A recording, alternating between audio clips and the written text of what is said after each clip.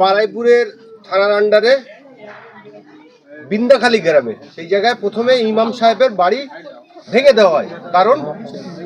কারণ হচ্ছে কি বাড়িটা যে ইমাম সাহেবের জায়গাটা আছে সেটা মুসলিম সম্প্রদায়ের লোকালিটির আশপাশে, সেইটাকে ঢাকার জন্যে তার 3-4 দিন পরে মসজিদে এলাকার কিছু হিন্দু লোক যারা তারা পাঠিয়ে দিয়েছে মসজিদে গিয়ে পেশাব করে দাও, কোরআন শরীফ টরীফ ফেলে দাও, দিয়ে একটা সম্প্রদায়িক ইস্যু সৃষ্টি করো।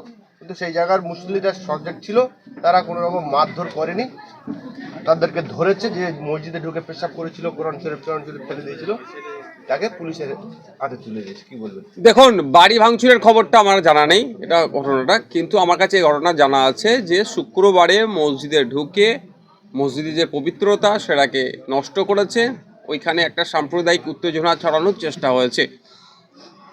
কোরআন শরীফ থেকে শুরু করে মসজিদের আসবাবপত্র যেগুলো ছিল সেইগুলোর সাথেও পিচ্ছাপ করেছে, নোংরামি করেছে। ব্যাপারটা হচ্ছে দেখুন, যত ভোট আগিয়ে আসবে 2026-এ বিধানসভা নির্বাচন, দেখবেন এই ধরনের ঘটনা ঘটাবে ইচ্ছাকৃতভাবে, এটা অনিচ্ছাকৃতভাবে না, এগুলো ইচ্ছাকৃতভাবে, যাতে সাম্প্রদায়িক সম্প্রীতি বিঘ্ন ঘটে, হিন্দু মুসলমান হয়ে যায়, ফলে তৃণমূল কংগ্রেস দুটো দলেরই লাভ হয়। কদিন আগেই দেখবেন আপনারা বহরমপুরে একটা মন্দিরে ও মূর্তি ভাঙচুর করেছে, সেখানে গ্রেফতার হয়েছে হিন্দু সমাজের একজন ছেলে।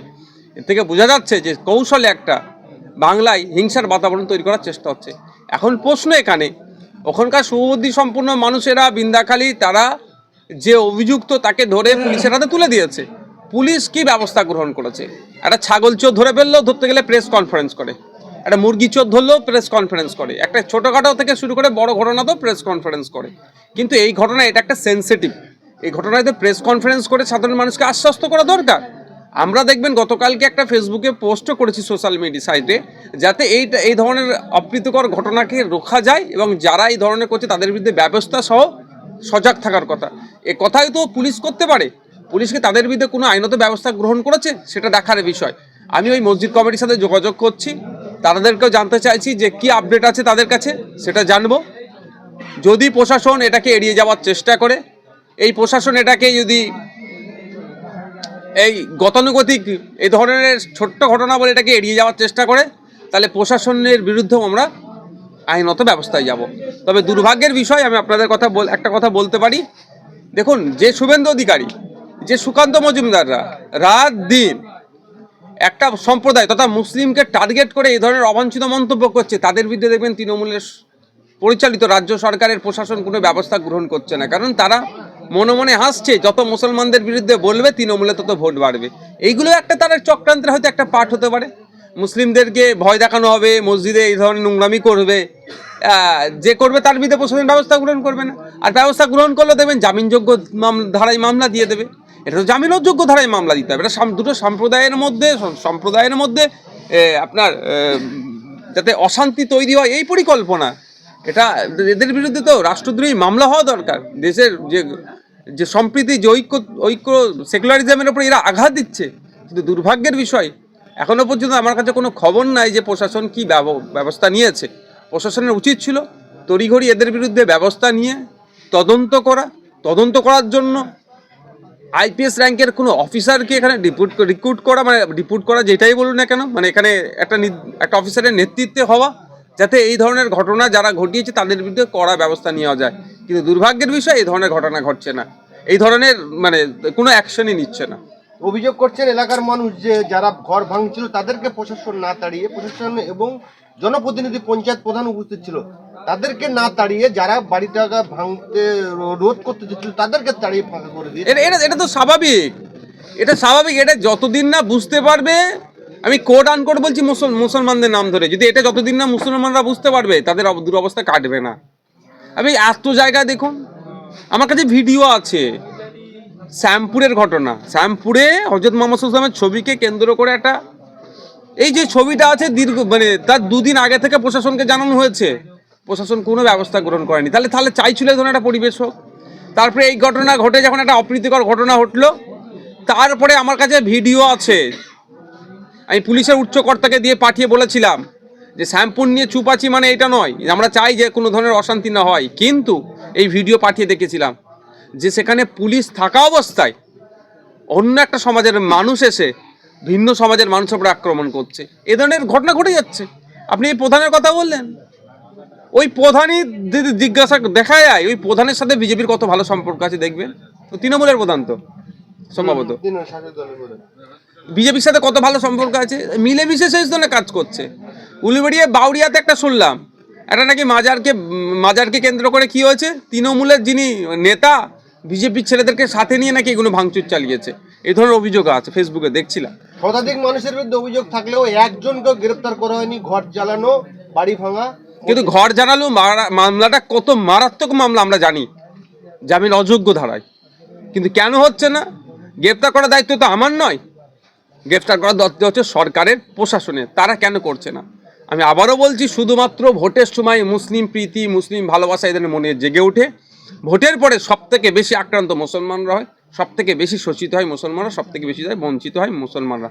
তা বলে এই বলবো না যে আমি অন্য ধর্মের মানুষের প্রতি তুমি খারাপ মন্তব্য করো, কোনো দিনের জন্য আমি কথা বলতে পারবো না, কিন্তু মুসলিম সমাজের মানুষদের কাছে অনুরোধ করবে একটু সজাগ হন, এবার চোখ কান খুলে রাখুন। কাগে কান নিয়ে চলে যাচ্ছে বলছে, আপনি কাগের দিকে না দেখিয়ে আপনার কানে হাত দিয়ে দেখুন। আপনাকে বলা হচ্ছে বিজেপি চলে আসবে, বিজেপি না এসে যে ক্ষতিটা হচ্ছে সেটা একটু দেখুন তো। বিজেপিকে আটকানোর জন্য কি করতে হবে? বলছে তৃণমূলকে ভোট দাও, তাহলে তৃণমূলকে ভোট দিয়ে লাভটা কি হলো? আজকে বিজেপিকে আটকানোর জন্য যদি আমাদের মতো 10টা বিধায়ককে পশ্চিমবাংলার বিধানসভায় আজকে আপনার করতো, পাঠাতো, তাহলে এই বিষয়টা নিয়ে বারাইপুর থেকে যদি বিধায়ককে পাঠাতো তাহলে বিধানসভায় চর্চা হতো। কিন্তু দুর্ভাগ্যের বিষয়, যাকে ভোট দিয়ে পাঠিয়েছেন সেই হয়তো পুলিশকে ফোন করে বলে দিচ্ছে যে মসজিদে পিচ্ছাপ করেছে, কোরআন শরীফকে নিয়ে অবমাননা করেছে, মসজিদের পবিত্রতা নষ্ট করেছে, তার বিরুদ্ধে যে করেছে তার বিরুদ্ধে বেশি কিছু ব্যবস্থা গ্রহণ করতে হবে না, আমি দেখে নিচ্ছি। এই ধরনের যদি কথা বলে দেয়, জানি না কি অ্যাকচুয়ালি, যদি এই ধরনের কথা বলে দেয় তাহলে হবে। মসজিদ কমিটি অলরেডি বলে দিয়েছে যে ইমাম সাহেবকে যে আপনি মুখ খুলবেন না, তারপরেও ইমাম সাহেব সাহস করে বলেছে যে আমি বলবো বিষয়টা। হ্যাঁ, পেছারে রাখে তো। তারপরে যে আমাদের রাজ্যের যে, আমি আপনাকে কথা বলি, আমি তো যেতে চাই ওখানে, আমি তো ওখানে যেতে চাই। আমি যেতে গেলে প্রথম মসজিদ কমিটির সাথে কথা বলতে হবে, খোঁজ নিয়ে দেবেন মসজিদ কমিটি তৃণমূলের প্রভাবিত। আমাকে না বলবে না ভাইয়া না আসার প্রয়োজন নেই। অনেকে ভাবে নওশাদ সিদ্দিকী যাচ্ছে না কেন, কিন্তু আমি যেখানে যাই সেখানে তার সাথে আগে কথা বলে যায়। যারা আমাকে যাওয়ার হ্যাঁ বলে সেখানে যাই, তার আগে আমি যাই না। কারণ হচ্ছে আমি যে দাঁড়াবো কোথায়? আমার কুলতলিতে আমার বোনটার ওপরে যে অত্যাচার করে তাকে ধর্ষণ করে খুন হলো, আমি পরিবারের সাথে কথা বলেছিলাম, আমি যেতে চাই, আপনার পাশে দাঁড়াতে চাই। পরিবার হ্যাঁ বলেছিল, আমি পৌঁছেছিলাম। আমি কোথায় গিয়েছিলাম? বিদ্যুৎ মণ্ডল বিষ্ণুপুরে, তার পরিবারের সাথে কথা বলেছি যে আমি আপনার পাশে দাঁড়াতে চাই, আপনার কথাটা আমি বিধানসভায় তুলতে চাই। আপনার আমার বলেছে হ্যাঁ আসুন, আমি গিয়েছি। তো এখানেও মসজিদ কমিটি খোঁজ নিয়ে দেখুন, আমি যোগাযোগ করছি, আমাকে ডাকলেই আমি পৌঁছে যাব। এই যে রাজ্য সরকারের যেটাকে বলা হয় মুসলিম সংখ্যালঘু দরদি সরকার, সেই সরকারের শেখ সৈয়দ মোল্লারা রয়েছে, মন্ত্রী এমএলএ, তারাও তো এইসব কথা বলার সাহস নেই। কথা বলার সাহস আছে, আমি চ্যালেঞ্জ করছি পশ্চিমবাংলা বিধানসভায় কাল থেকে গভর্নর স্পিচের উপর আলোচনা হবে 2 দিন, তারপরে বাজেটের উপর 2 দিন আলোচনা হবে, মানে 17 থেকে 20, 17, 18, 19, 20, 4 দিন আছে। 4 দিন মেনশন করা যাবে। কই শওকত মোল্লা সাহেব এই বিষয়টা মেনশন করুক তো দেখি। আমি চ্যালেঞ্জ করছি, উনি যদি এটা মেনশন করতে পারে, মেনশন করে এতটুকু বলুক যে মসজিদের উপরে আক্রমণ হয়েছে, মসজিদের পবিত্রতা নষ্ট হয়েছে, যারা করেছে তাদেরকে এখনো পুলিশ গ্রেপ্তার করেনি, পুলিশ গ্রেপ্তার করতে হবে, এতটুকু কথা বলুক। আমি চ্যালেঞ্জ করছি, শওকত মোল্লা সাহেবের সাহস নেই এতটুকু কথা বলার, আর যদি বলে তারপর দিনে দেবেন উনি অ্যারেস্ট হয়ে যাচ্ছেন সেন্ট্রাল ফোর্সের হাতে। কিন্তু কারণ যে দুর্নীতিগুলো করেছে, তাহলে বাঁচিয়ে রাখছে কে শওকত মোল্লাকে? তৃণমূল। কেন বাঁচিয়ে রাখছে? পঞ্চায়েত ভোটের সময়, বিভিন্ন ভোটের সময় হিংসা করতে হবে আর নটোরিয়াস ক্রিমিনাল সার্টিফিকেট পাবে। আপনাকে তো বলছে ভাঙড়ের নেতারা আপনি নাকি নটোরিয়াস ক্রিমিনাল, রেজ্জাক সাহেব বলেছে। বাই সার্টিফিকেট রেজ্জাক সাহেবকে আমি সম্মান দিই, আমি ওই সিনিয়র মানুষ, ওনার বিষয়ে আমি বিতর্কে জড়াবো না। না ওই রেজ্জাক সাহেব না, ভাঙড়ের তৃণমূলের। আচ্ছা আচ্ছা, কে আছে চিনি না আমি তাকে, থাকতে পারি কেউ। বাই সার্টিফিকেট শওকত মোল্লা সাহেব। তো যেটা বলছি আমি, তাহলে এরা বলার সাহস নেই। সে বলতে কাকে হচ্ছে? নওশাদ সিদ্দিকী। আর যত চাপ নওশাদ সিদ্দিকীর ওপরে। তো পশ্চিমবাংলার মানুষজন ভাবুক, আগামী দিনে দলিত আদিবাসী মুসলমানদের উপরে যে অত্যাচার নেমে আসছে, এটাকে রোধ করার জন্য, এর প্রতিবাদ করার জন্য বিধানসভায় আইএসএফ থেকে 10টা পাঠানোর দরকার কি দরকার নয়।